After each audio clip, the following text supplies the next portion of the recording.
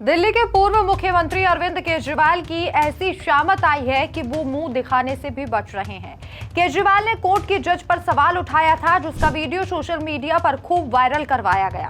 लेकिन आज जज साहिबा ने आप संयोजक की क्लास लगाई तो उनकी सिट्टी पिट्टी गुम हो गई है। जी हाँ, अरविंद केजरीवाल ने दिल्ली हाई कोर्ट में सुनवाई कर रही जज पर ही सवाल उठा दिए थे। उन्होंने रिक्यूजल याचिका में कहा था कि जज आरएसएस से जुड़े एक संस्था के कार्यक्रम में शामिल हो चुकी हैं। ये कॉन्फ्लिक्ट ऑफ इंटरेस्ट है, इसलिए मुझे जस्टिस मिलने की उम्मीद नहीं है। लेकिन जस्टिस स्वर्णा कांता शर्मा ने इस केस में जो टिप्पणी की वो केजरीवाल को बहुत चुभी है। जस्टिस शर्मा ने साफ साफ कहा कि कोर्ट में उनकी शपथ संविधान के प्रति है।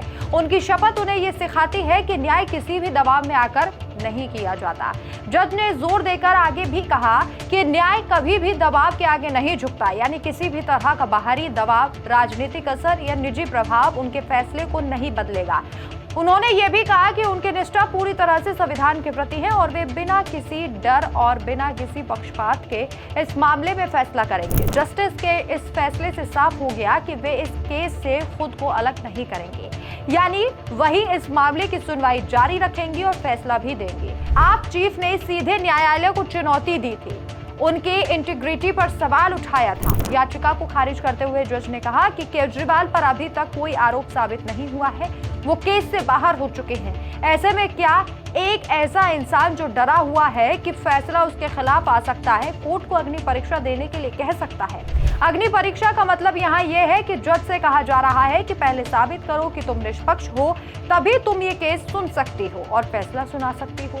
जज ने इसे गलत बताया और कहा कि जब तक सुप्रीम कोर्ट कोई फैसला नहीं देता, किसी के डर या शक के आधार पर जज की ईमानदारी को चुनौती नहीं दी जा सकती। जस्टिस स्वर्णा कांता शर्मा ने कट्टर ईमानदारी का दावा करने वाले केजरीवाल से कहा कि अपनी ईमानदारी साबित करने की कोशिश में ये बिल्कुल नहीं कह सकते कि जज खुद दागी है। ये बिल्कुल गलत तरीका है। अरविंद केजरीवाल ने हाईकोर्ट के जज के परिवार को लेकर भी सवाल उठाए थे। उनका तर्क था कि जज के बच्चे या परिवार के सदस्य कानून के क्षेत्र में हैं, इसलिए जज को ये केस नहीं सुनना चाहिए। इस पर जस्टिस शर्मा ने जो सैवेज रिप्लाई दिया है, जज ने इस पर बहुत तीखा जवाब दिया। उन्होंने कहा कि अगर किसी नेता का बेटा नेता बन सकता है, किसी नेता की पत्नी बिना किसी अनुभव के नेता बन सकती है, तो एक जज के बच्चे को इसी क्षेत्र में काम करने से कैसे रोका जा सकता है? जज ने कहा कि जब कोई जज की शपथ लेता है तो उसके परिवार ने कोई शपथ नहीं ली होती है कि वो इस पेशे में नहीं आएंगे। इस तरह की दलील स्वीकार करना जज के परिवार के हक छीनने जैसा होगा। जज ने कहा कि सोशल मीडिया पर किसी के बारे में कुछ भी लिख देने से वो सच नहीं बन जाता। सोशल मीडिया पर फैलाई गई बातों को अदालत में सबूत नहीं माना जा सकता।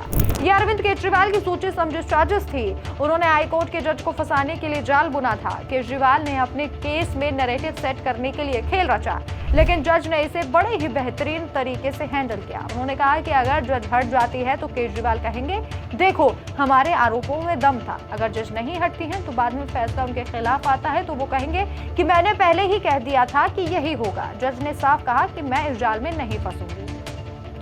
जज ने कहा कि अगर ये तर्क मान लिया जाए तो इसका मतलब होगा कि अब किसी भी जज को पहले उस इंसान का टेस्ट पास करना होगा जिसका केस वो सुनने वाले हैं। ये बिल्कुल गलत होगा।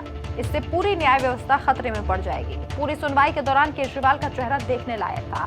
साजिश फेल हुई तो चेहरा पीला पड़ चुका था। जो नैरेटिव उन्होंने दूसरों को फंसाने के लिए सेट किया था वो आज उन पर ही उल्टा पड़ गया। इस पूरे घटना को लेकर आप क्या सोचते हैं, कमेंट करके जरूर बताएं। नमस्कार।